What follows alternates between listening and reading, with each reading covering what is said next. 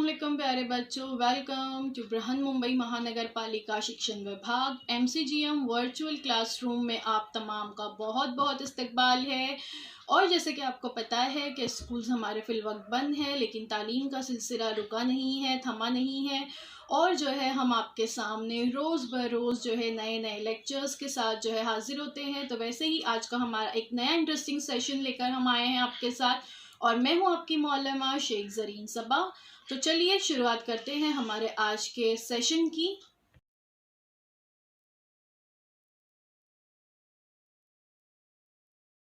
अस्सलाम वालेकुम प्यारे बच्चों, welcome to Zareen Saba virtual studio. हमारे इस यूट्यूब चैनल में आप तमाम का बहुत बहुत इस्तकबाल है।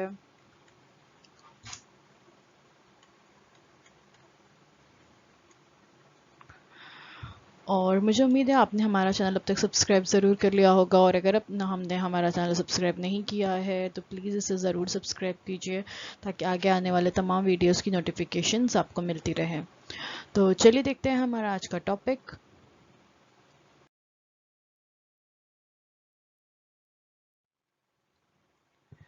आज हम देख रहे हैं आपकी किताब का पहला सबक, और वो है हज़रत अली रज़ी अल्लाह तआला अन्हा, जमात हश्तुम के लिए, स्टैंडर्ड 8 के लिए। मजमून है उर्दू, और मैं हूँ आपकी मौलमा ज़रीन सबा from MCGM virtual classroom Mumbai. तो बच्चों, ये आपकी किताब का पहला सबक है, और जैसे कि आपको पता होगा, हमेशा सबक किताब की शुरुआत जो है वो हमद से होती है। तो इससे पहले हमने आपकी किताब की पहली नज़्म हमद का वीडियो जो है अपलोड कर दिए हैं हमारे यूट्यूब चैनल पे, तो आप लोग वो ज़रूर देखिए अगर आपने नहीं देखा है तो। और उसके बाद हम देख रहे हैं अब ये जो आपके असबाक हैं, हिस्सा नस्र है। हिस्सा नस्र का ये पहला सबक है, हज़रत अली।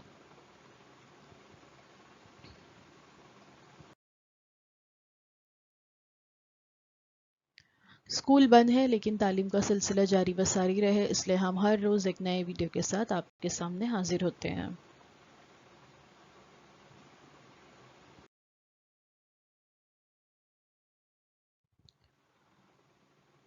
हज़रत अली, ये सबक जो है लिखा है मोहम्मद हसन फारूकी ने। सबक के शुरू में एक पहली बात दी गई है। क्या है पहली बात, चलिए देख लेते हैं। हज़रत अली जो थे ये मुसलमानों के चौथे खलीफा थे। हुजूर अकरम सल्लल्लाहु अलैहि वसल्लम की दावत दीन को पहले पहल कबूल करने वालों में उनका शुमार होता है। उनकी सादा ज़िंदगी, सखावत, जुराअत, इंसाफ और इल्म दानाई इस्लामी तारीख़ में मशहूर है। इस सबक में हज़रत अली की ज़िंदगी के बाज़ निहायत अहम पहलुओं पर रोशनी डाली गई है। तो ये जो सबक है ये हज़रत अली के बारे में है, और उनका एक छोटा सा, हम कह सकते हैं, तारुफ, छोटा सा इंट्रोडक्शन जो है इस पहली बात में बताया गया है कि हज़रत अली जो थे ये मुसलमानों के चौथे खलीफा थे। आपको ये बात पता है ना कि मुसलमानों के जो है 4 खलीफा हो गुजरे हैं। हुजूर सल्लल्लाहु अलैहि वसल्लम जब इस दुनिया से पर्दा फरमा गए, उसके बाद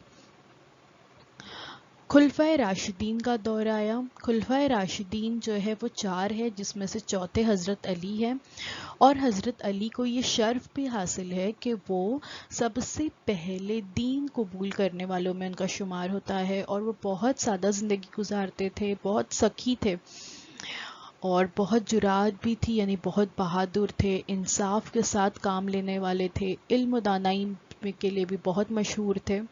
तो इस सबक में हम हज़रत अली के ज़िंदगी के कुछ ही पहलुओं के बारे में पढ़ेंगे, क्योंकि उनकी पूरी ज़िंदगी जो है अगर हम पढ़ने जाएं तो उसके लिए तो एक सबक या एक किताब भी नाकाफ़ी है।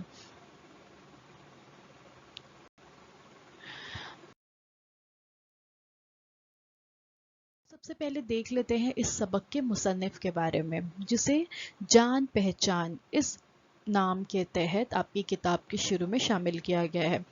आप मुसन्निफ़ की तस्वीर भी देख सकते हैं। मोहम्मद हसन फारूकी 2 दिसंबर सन 1941 को एवला जो शहर है महाराष्ट्र का, वहाँ पर पैदा हुए।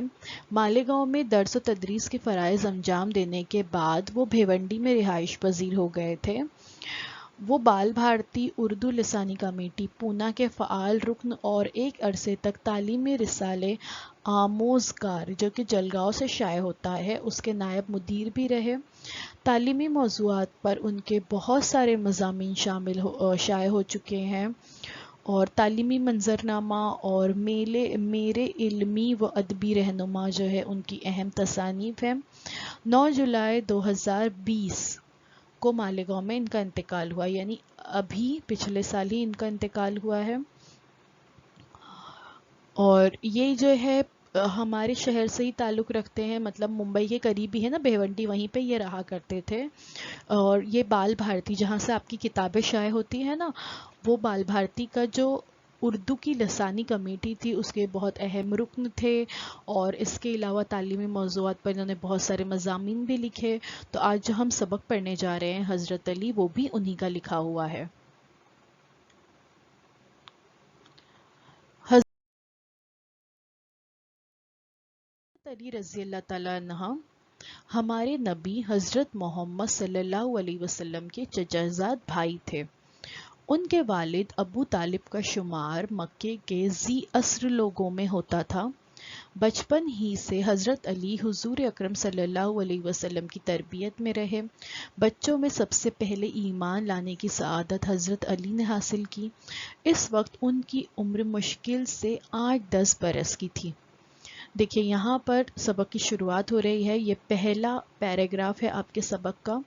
اس میں بتایا گیا کہ حضرت علی جو تھے وہ ہمارے جو پیارے نبی ہیں ان کے چچا زاد بھائی تھے، یعنی ان کے چچا کے بیٹے تھے، اور ان کے والد جو ہے ابو طالب کا شمار مکے کے بہت ذی اثر لوگوں میں ہوتا تھا۔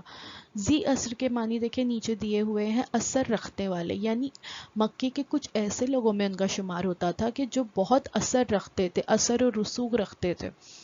بچپن ہی سے حضرت علی جو ہے حضور صلی اللہ علیہ وسلم کی تربیت میں رہے۔ بچوں میں سب سے پہلے ایمان لانے کی سعادت حضرت علی نے حاصل کی۔ سعادت کا مطلب ہوتا ہے خوش نصیبی، یعنی بچوں میں سب سے پہلے ایمان لانے کی خوش نصیبی کسے ملی؟ حضرت علی کو ملی، اور اس وقت ان کی عمر جو ہے مشکل سے صرف 8-10 برس کی تھی، یعنی مشکل سے وہ صرف 8-10 سال کے تھے اور اس وقت وہ ایمان لے آئے۔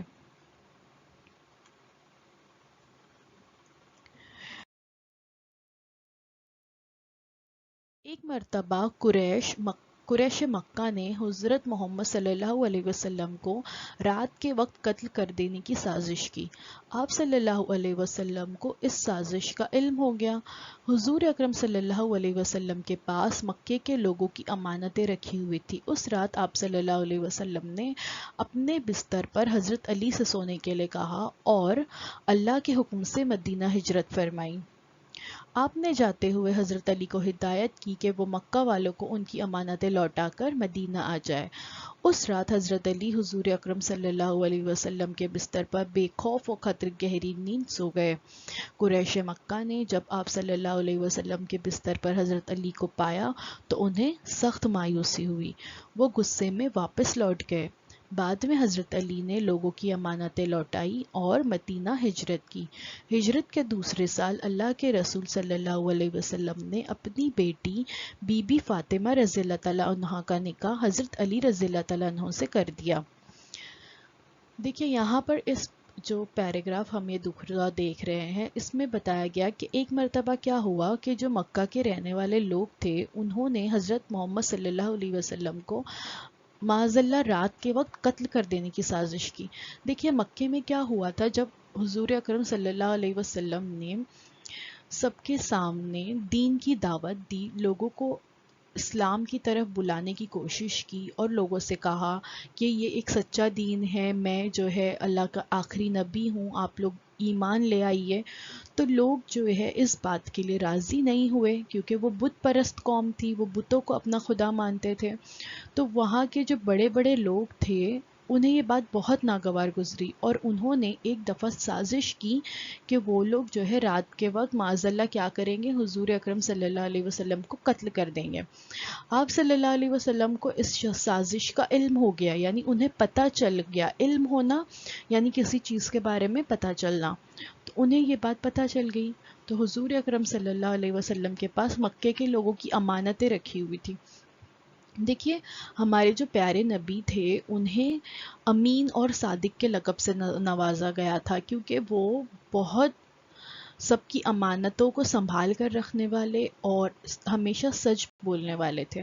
تو لوگ جو ہے ان پہ بہت زیادہ اعتماد کرتے تھے اور اکثر اپنی امانتیں ان کے پاس رکھوایا کرتے تھے تاکہ اس کی حفاظت ہو۔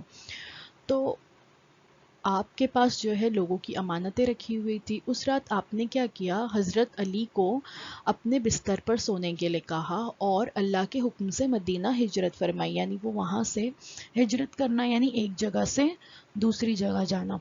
تو وہ وہاں سے ہجرت کر کر مدینہ چلے گئے اور اپنے بستر پہ کس کو سونے کے لیے کہا، حضرت علی کو سونے کے لیے کہا۔ اور انہوں نے یہ بھی کہا کہ حضرت علی کو انہوں نے یہ بھی ہدایت دی کہ جو مکے والوں کی امانتیں ان کے پاس رکھی ہوئی ہے وہ انہیں لوٹا کر آپ بھی بعد میں مدینہ آ جانا۔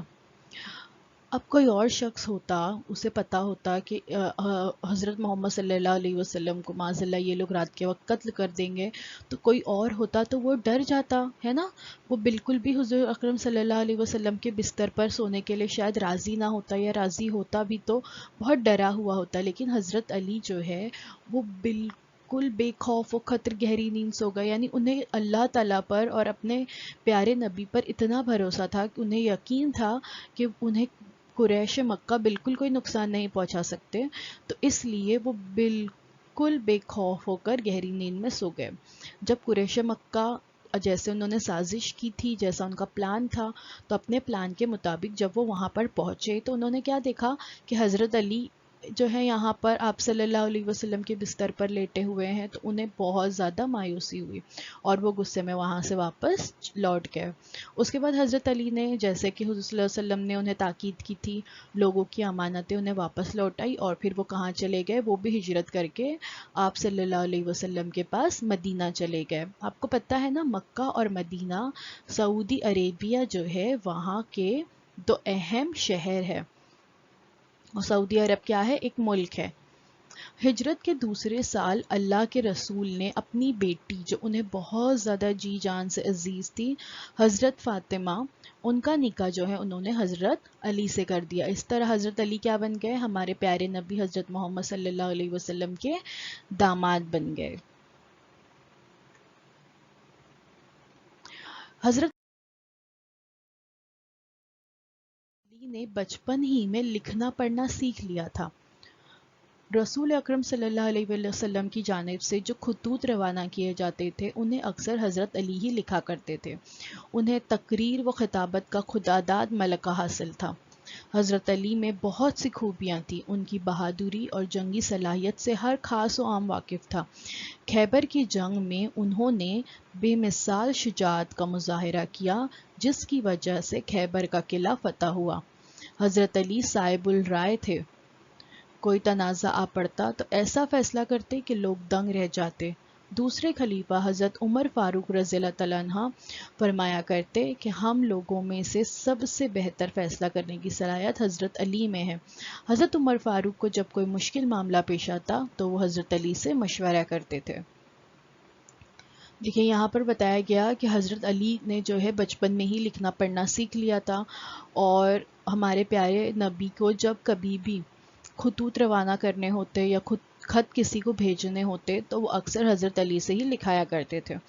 دیکھیے آج تو موبائل فون کا زمانہ ہے، ٹیلی فون کا زمانہ ہے، انٹرنیٹ کا زمانہ ہے، اس وقت یہ سہولتیں دستیاب نہیں تھی۔ اگر کسی کو اپنی بات کسی تک پہنچانی ہوتی تھی تو کیا کیا جاتا تھا، خط لکھا جاتا تھا۔ تو حضور اکرم صلی اللہ علیہ وسلم کو جب خط لکھنا ہوتا تو وہ حضرت علی سے لکھایا کرتے تھے، کیونکہ انہیں تقریر کا اور خطابت کا، یعنی وہ تقریر بھی بہت اچھی کرتے تھے، بولتے بھی بہت اچھا تھے اور لکھتے بھی بہت اچھا تھے۔ خدا داد ملکہ حاصل تھا۔ خدا داد یعنی خدا کا دیا ہوا، ملکہ حاصل ہونا یعنی مہارت حاصل ہونا، قدرت حاصل ہونا۔ تو حضرت علی میں بہت ساری خوبیاں تھیں. ان کی بہادری اور جنگی صلاحیت سے ہر خاص و عام واقف تھا. یعنی وہ بہت بہادر تھے، بہت بہادری سے جنگ لڑا کرتے تھے. جنگ میں بھی وہ ہمیشہ آگے آگے رہا کرتے تھے. خیبر کی جنگ میں انہوں نے بے مثال شجاعت کا مظاہرہ کیا. یعنی جو خیبر کی جنگ ہوئی، اس جنگ میں انہوں نے بہت جو ہے اچھی طرح سے لڑائی کی، بہادری کے ساتھ لڑائی کی، جس کی وجہ سے خیبر کا قلعہ جو ہے وہ فتح ہو گیا. حضرت علی جو تھے وہ صاحب الرائے تھے. صاحب الرائے کا مطلب ہوتا ہے صحیح رائے دینے والے. دیکھیں، ہر کسی کو کبھی نہ کبھی کوئی معاملہ ایسا آ جاتا ہے کہ ہم پریشانی کا شکار ہوتے ہیں کہ اب اس کا حل کیسے ڈھونڈے. تو ہم کسی ایسے سمجھدار شخص کے پاس جاتے ہیں جس پر ہمیں یقین ہوتا ہے کہ وہ ہمیں صحیح رائے دے گا.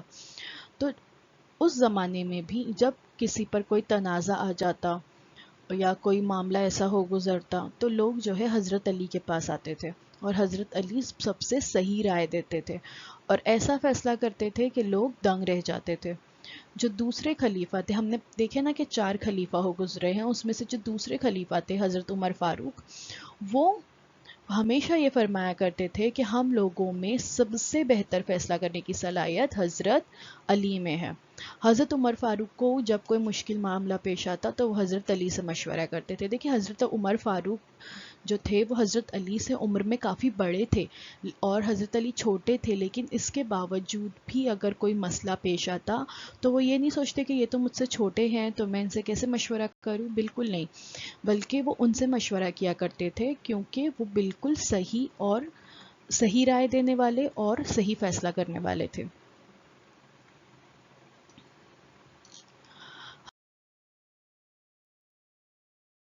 حضرت علی کی سب سے نمایاں خصوصیات ان کا استغنا اور دنیا سے بے رغبتی ہے.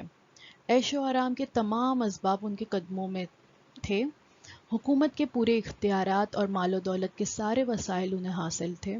لوگوں کی طرف سے تعظیم و تکریم میں کمی نہ تھی اور نہ کوئی ان کا محاسبہ کر سکتا تھا. پھر بھی وہ دنیا کے عیش و آرام اور تکلفات سے بالکل ہی بے نیاز رہے.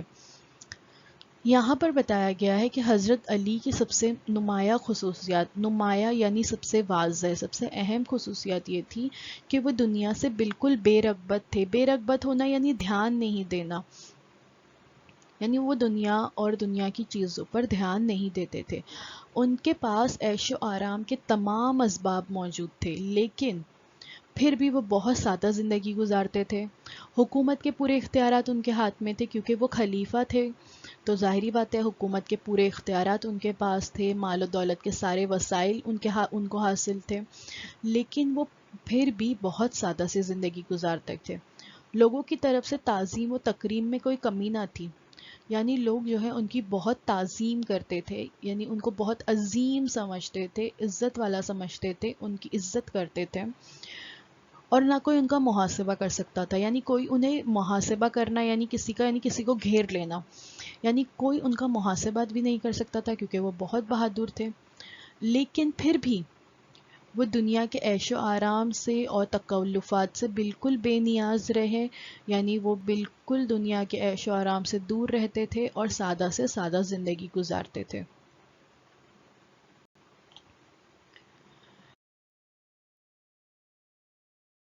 ایک مرتبہ حضرت علی کی خدمت میں فالودہ پیش کیا گیا تو اس سے یوں مخاطب ہوئے: تیری خوشبو اچھی ہے، رنگ حسین ہے، تو لذیذ ہے، مگر میں نہیں چاہتا کہ نفس کو ایسی چیز کا عادی بنا لوں جس کا وہ اب تک عادی نہیں ہے.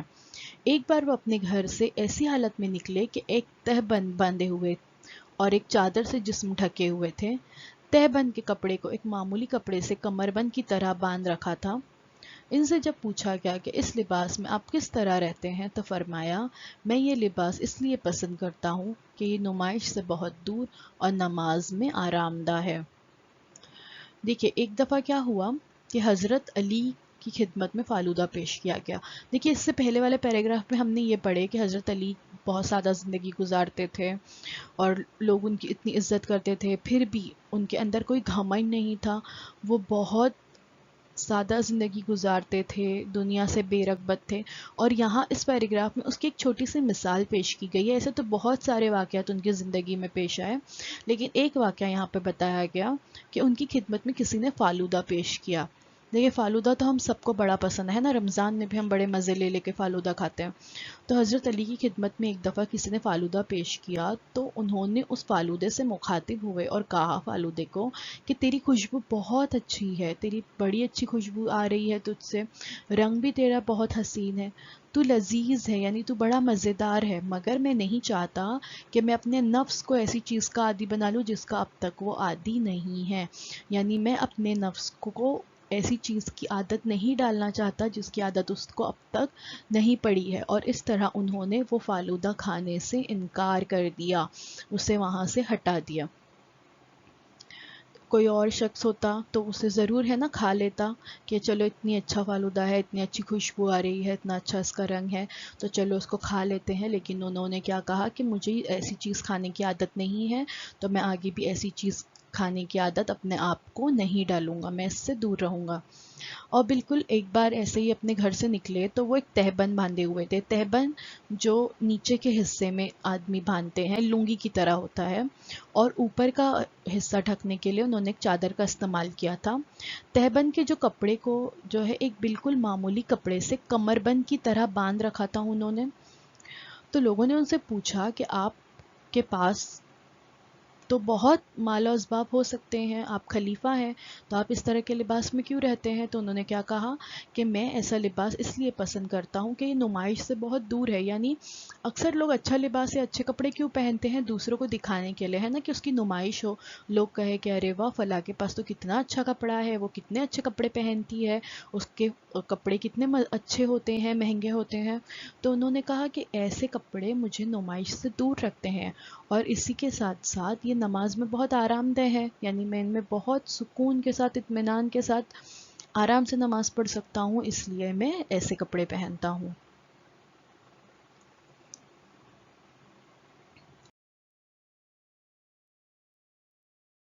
حضرت علی نے حضرت عثمان کی شہادت کے بعد مسند خلافت سنبھالی.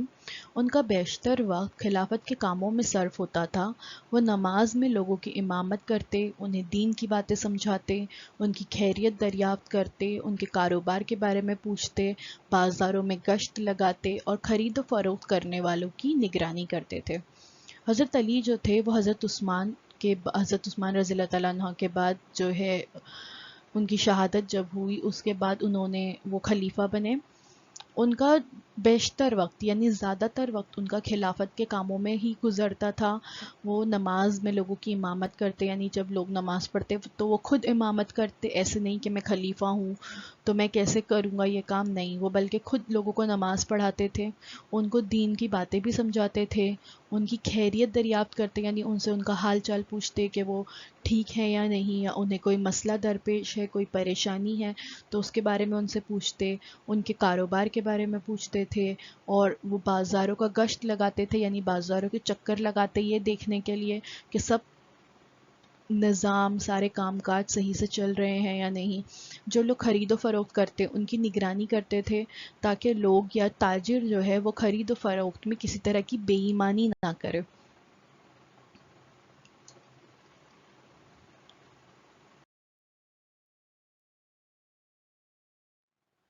اس زمانے میں خلیفہ اپنے زیر نگی علاقوں کے لیے عامل مقرر کرتے تھے. بحیثیت خلیفہ حضرت علی ان کی کارروائیوں پر کڑی نظر رکھتے تھے. کبھی کبھی معائنہ کرنے والوں کو اچانک بھیجتے کہ وہ جا کر دیکھیں کہ عوام کے ساتھ عمال کا سلوک کیسا ہے اور ان کے بارے میں عوام کی کیا رائے ہے. حضرت علی نے اپنے خلافت کے زمانے میں بیت المال کی امانت داری کا پورا حق ادا کیا. بیت المال میں جتنا مال آتا تھا سب تقسیم کر دیتے تھے. وہ تقسیم میں اپنے کسی رشتہ دار یا عزیز کو کبھی ترجیح نہیں دیتے تھے. اکثر بیت المال کا تمام اندوختہ تقسیم کر کے 2 رکعت نماز ادا کرتے تھے. وہ جو زمانہ تھا جب خلافت ہوا کرتی تھی، خلیفہ ہوتے تھے، تو خلیفہ کیا کرتے تھے، اپنے زیر نگی علاقے یعنی اپنے زیر اقتدار علاقے، جتنے علاقے پر ان کی خلافت تھی اتنے علاقے کے لیے وہ عامل مقرر کرتے تھے.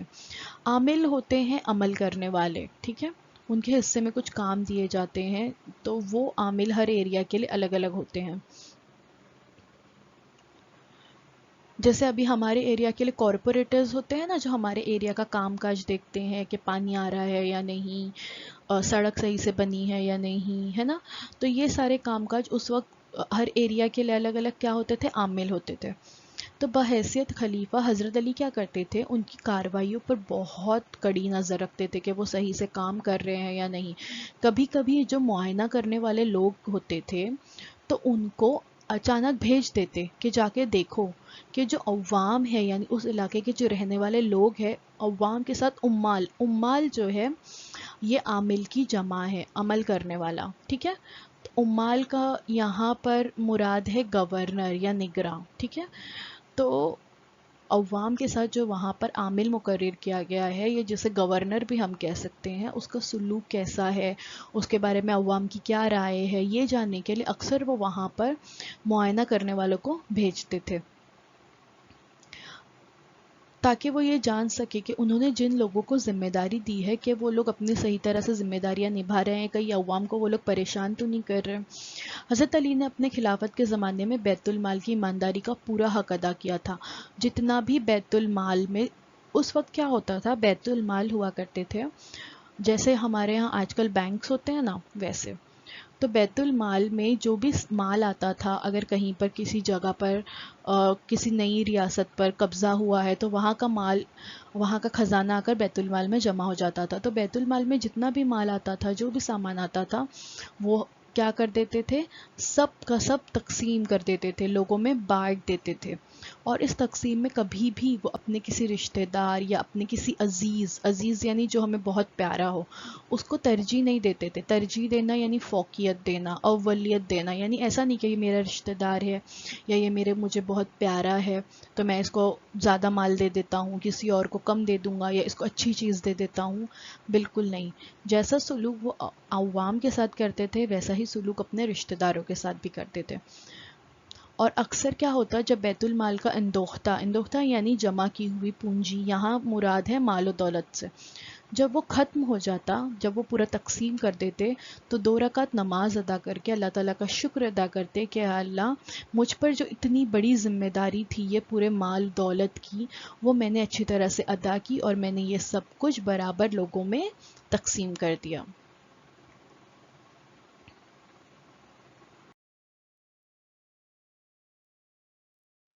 تو سبق ہمارا یہاں پہ ختم نہیں ہوا ہے، لیکن آج کا ویڈیو ہم یہیں پہ ختم کر رہے ہیں. انشاءاللہ اس کے آگے کا سبق ہم نیکسٹ ویڈیو میں دیکھیں گے. تو آپ تمام کا بہت بہت شکریہ کہ آپ نے ہمارا یہ جتنا بھی سبق ہم نے آج پڑھا ہے وہ آپ نے اتنے بغور سنے. اس سبق میں بہت سارے نئے الفاظ اور ان کے معنی بتائے گئے ہیں، تو انہیں آپ دھیان سے اپنی نوٹ بک میں نوٹ ڈاؤن کر لیجئے، اسے لکھ لیجئے.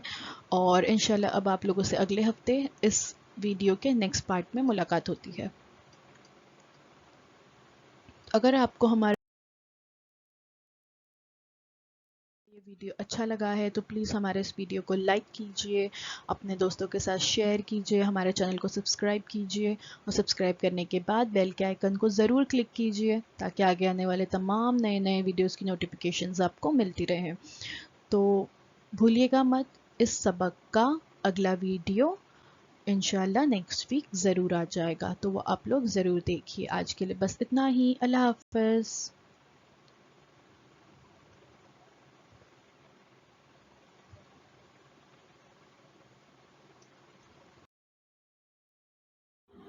تو بچوں، مجھے امید ہے جو کچھ آج آپ کو پڑھایا گیا وہ آپ کو اچھی طرح سے سمجھ میں آیا ہوگا، اور اگر آپ کو نہیں سمجھ میں آیا ہے تو ہمارا یہ ویڈیو یوٹیوب پر بھی اویلیبل ہے، آپ اسے دوبارہ سے جو ہے دیکھ سکتے ہیں. اور اپنے ساتھ جو ہے اپنی ٹیکسٹ بک ضرور رکھیے تاکہ آپ کو جو ہے تمام پوائنٹس اچھی طرح سے سمجھ میں آئے. تو اب آپ لوگوں سے انشاءاللہ اگلے ہفتے ایک نئے ویڈیو میں ملاقات ہوتی ہے. اللہ حافظ.